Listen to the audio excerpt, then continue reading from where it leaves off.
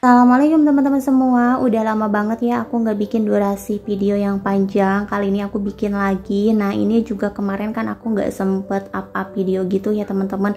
Jadi untuk videonya aku rapel semua dan aku up dalam satu hari ya teman-teman. Dan itu pun aku pakai durasi yang pendek. Aku bikin video short. Pokoknya untuk video panjangnya aku udah jarang bikin ya teman-teman. Nah dan kemarin juga karena kebetulan anak aku tuh sakit, dirawat di rumah sakit sekitar 3 hari ya teman-teman. Jadi aku juga nggak sempet bikin video kayak gitu.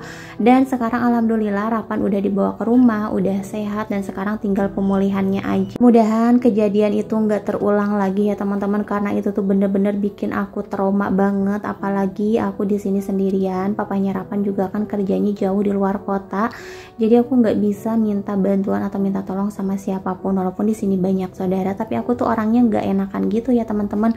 Bukannya saudara nggak mau bantu, tapi aku orangnya emang nggak enakan ya. Nah jadi semalam itu pas aku bawa ke IGD, untungnya aku masih ada temen yang deket di sekitaran sini ya, deket rumah aku, jadi aku bisa minta tolong.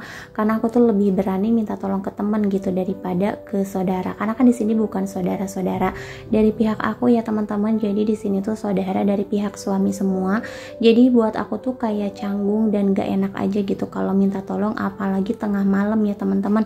Walaupun ini tuh bener-bener urgent banget, tapi alhamdulillahnya kan aku di sini ada temen yang insya Allah mau bantuin aku ya teman-teman. Apalagi sekarang aku juga lagi hamil nih, lagi anak kedua, dan aku tuh udah pasti ngerepotin temen aku itu. Dan mudah-mudahan kedepannya bisa lebih baik lagi, Rapan juga bisa sehat terus ya teman-teman, biar pikiran aku juga tenang, gak mikirin sakitnya Rapan terus.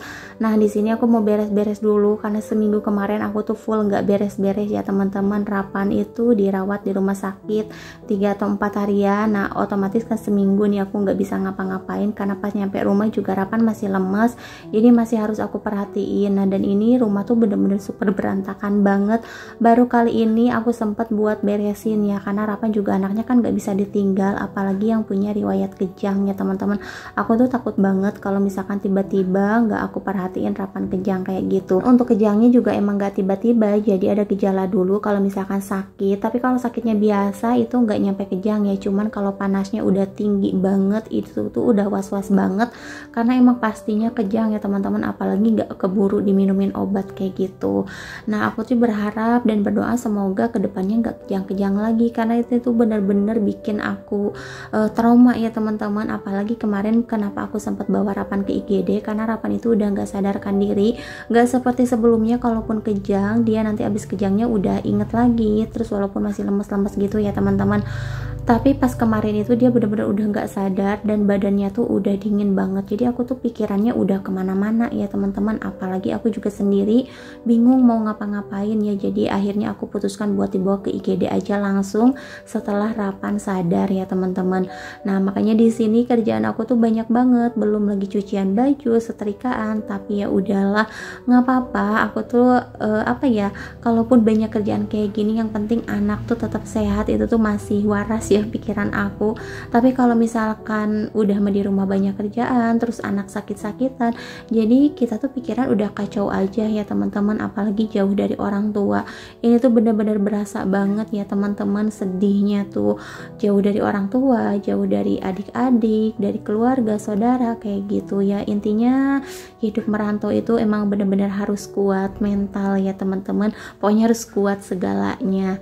Nah dan alhamdulillah juga nih untuk cucian bajunya aku cuci sedikit demi sedikit ya. Aku juga nggak boleh yang terlalu capek-capek banget. Nah usia kandungan aku juga masih muda, jadi benar-benar harus dijaga. Apalagi aku yang ada riwayat hipertensi ya teman-teman.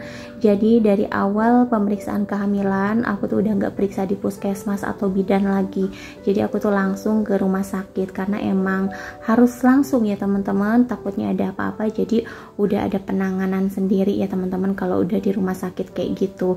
Nah dan ini aku juga kebetulan lagi unboxing paket dulu. Ini pesanannya Rapan. Pokoknya ya apapun itu deh aku beliin, yang penting Rapan sehat, karena ini juga kepinginannya dia ya teman-teman. Dia yang milih-milih. Nah katanya dia tuh pengen celana jogger warna hitam. Nah ini aku beli satu dulu aja ya teman-teman, takutnya jong gitu kan, namanya online. Tapi ternyata ini bahannya bagus, adem juga, dan harganya terjangkau.